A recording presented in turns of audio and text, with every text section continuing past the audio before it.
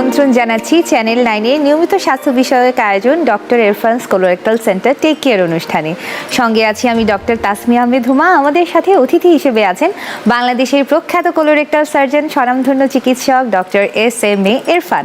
আমরা আজকে কথা বলবো বারবার হওয়া ফিস্টুলার আধুনিক চিকিৎসা নিয়ে।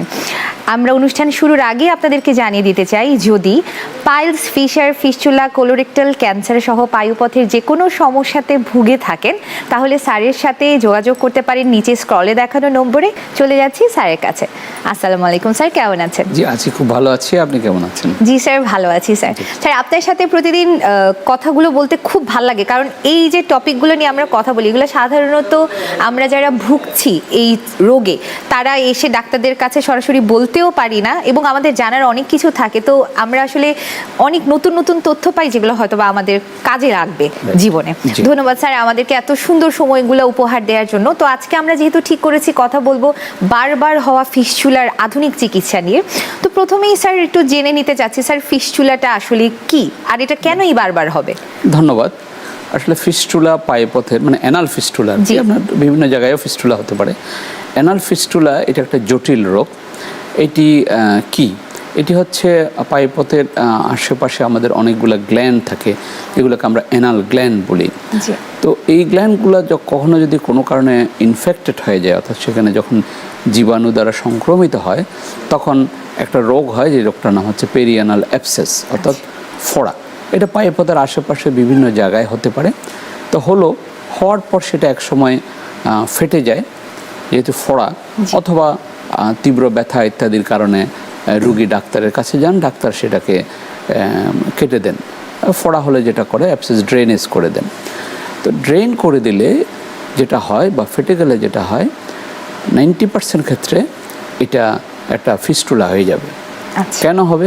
কারণ এটা শুরু হয়েছে পায়ুপথের ভিতর থেকে। তো পায়ুপথের ভিতর থেকে শুরু করে এই যে বাইরে যেই জায়গাটায় অপারেশনটা হলো বা মুখটা তৈরি হলো, এ পর্যন্ত একটা ট্র্যাক বা নালী তৈরি হয়।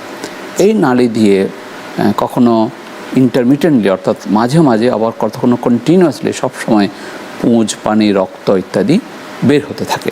আসলে এটাকে আমরা বলি ফিস্টুলা। তো এই ফিস্টুলাটা এই যে বললাম ইনফেকশন হওয়ার কারণে হয়। আর পায়ুপথে গ্ল্যান্ড আছে, আর আমাদের মলের মধ্যে বলা হচ্ছে ট্রিলিয়ন, মিলিয়নও না, বিলিয়নও না, ট্রিলিয়ন জীবাণুর কোনো শেষ নেই সেখানে। তো যে কোনো একটা জীবাণু ঢুকে গেলেই এই ইনফেকশনটা হতে পারে। হচ্ছে না যে সেটাই বরঞ্চ অবাক বিষয়, এটা উপরওয়ালার মেহেরবানি। তো যখন এরকম হয় তখন স্বাভাবিকভাবেই এটা একটা অত্যন্ত অ্যানয়েডিং একটা প্রবলেম। পুঁজ, পানি ইত্যাদি বের হচ্ছে, কখনো ব্যথা করে, কখনো ব্যথা করে না, চুলকায়, এবং এর সাথে অ্যাসোসিয়েটেড আদার প্রবলেম, অর্থাৎ মলত্যাগের সমস্যা থাকতে পারে, টয়লেটটা ক্লিয়ার হয় না, কোষ্ঠকাঠিন্য হয় ইত্যাদি ইত্যাদি ইত্যাদি সমস্যা।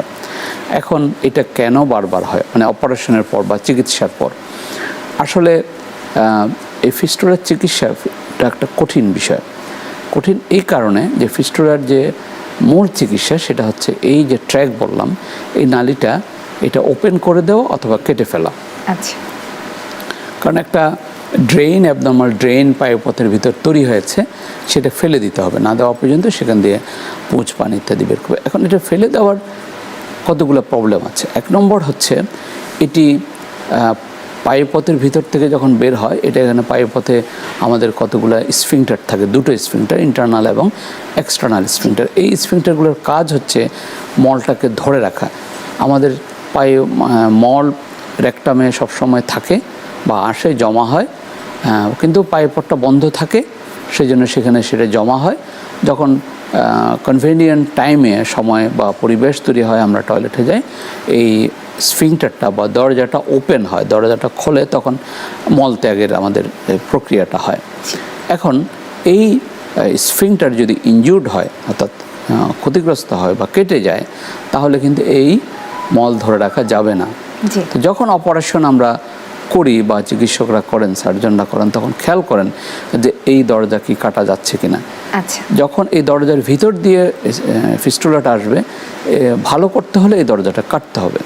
এখন কাটলে রুগীর ইনকন্টিনিউয়াস হয়, তখন ডাক্তার সাহেবরা এটা কাটেন না, তখন তারা বারবার অপারেশন করেন বা পার্শিয়ালি অপারেশন করেন, আংশিকভাবে অপারেশন করেন, অথবা আমরা বলি স্টেজড অপারেশন, ধাপে ধাপে অপারেশন। সেই জন্য এগুলো বারবার করতে হয়। করলেও যেহেতু পুরা ফিস্টুলার ট্র্যাকটা ইরাডিকেট করা বা বের করা যায় না, তখন আবার হয়। আচ্ছা, অ্যাকচুয়ালি সারা পৃথিবীতেই এই ফিস্টুলার রিকারেন্স সবচেয়ে ভালো সেন্টারে 10 থেকে 30% পর্যন্ত, যেটা আমেরিকার মায়ো ক্লিনিক বা যেসব ক্লিনিকের খুব স্পেশালাইজড ক্লিনিক সেগুলো। তো জি, আরেকটি কারণ হচ্ছে যে ফিস্টুলার ট্র্যাক, সাইড ট্র্যাক, অর্থাৎ ধরেন একটা মূল নালী আছে, এটা থেকে আবার কতগুলো ব্রাঞ্চিং তৈরি হয়।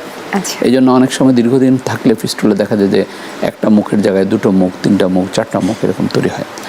এই যে এই ব্রাঞ্চিংগুলো আইডেন্টিফাই করে ইরাডিকেট করা খুব ডিফিকাল্ট।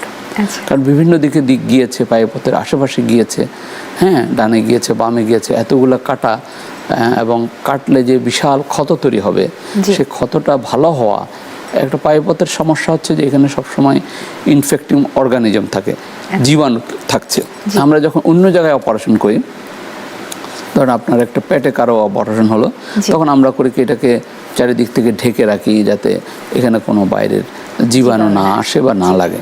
কিন্তু পায়ুপথে এটা সম্ভব না, সবসময় জীবাণু লাগে, সুতরাং এখানে ইনফেকশনটা পারসিস্ট করে লং টাইম থাকে এবং ভালো হতে অনেক দিন সময় লাগে। ফিস্টুলা ভালো হতে অনেক দিন, কেটে করলে সেটা ভালো হতে 2 মাস 3 মাস পর্যন্ত অনেকের সময় লাগে, অনেকের তারপরও ভালো হয় না। তো ফিস্টুলার এই জটিলতাগুলোর জন্য এটি অপারেশনের পরেও কিন্তু সারা পৃথিবীতেই বারবার হয়। আচ্ছা, স্বাভাবিকভাবে এই বারবার হওয়া রোগীদের জন্য একটা বেদনাদায়ক বিষয়, ডাক্তারের জন্য বেদনাদায়ক যে আমি অপারেশন করলাম, সেটা আবার হলো, ফেলিউর হলো, ডাক্তারের কাছে এটা কষ্টকর ব্যাপার। এই জন্য অনেকেই এই জটিল ফিস্টুলা অপারেশন করাটা অ্যাভয়েড করেন। অনেকে স্টেজড অপারেশন করেন, মানে ধাপে ধাপে অপারেশন করেন। আবার অনেকে আছেন, এরকমও আছেন, জটিল ফিস্টুলা বারবার হচ্ছে, তখন একটা বাইপাস, পায়খানার রাস্তাটা আইলোস্টমি করে এদিকে করে দেয়, তারপর এদিকে অপারেশন করে, ওপর দিয়ে অপারেশন করার পর আবার আইলোস্টমিটা ক্লোজ করে। বুঝতেই পারছেন যে কত ভয়াবহ বিষয়। অবশ্যই। আচ্ছা, বিদেশে মানে ইংল্যান্ড বা আমেরিকাতে এরা খুব চালাক, এর আগেই বলে দেয় যে তোমার এটা 2বার 3বার অপারেশন করতে হতে পারে। তো এখন আমরা আস্তে আস্তে এই জায়গাটা থেকে উঠে আসতে পারছি। আমরা এখন যত জটিল ফিস্টুলায় হোক না কেন, আমরা এক স্টেজে সফলভাবে অপারেশন করছি। আচ্ছা, আর আগে অনেকবার অপারেশন হয়েছে, সেই রোগীগুলোরও আমরা এখন একবারে অপারেশন করতে পারছি। এবং আমরা দেখছি যে একবার অপারেশনে রোগীরা 99% পর্যন্ত দেখতে পাচ্ছি যে এরা ভালো হয়ে যাচ্ছে।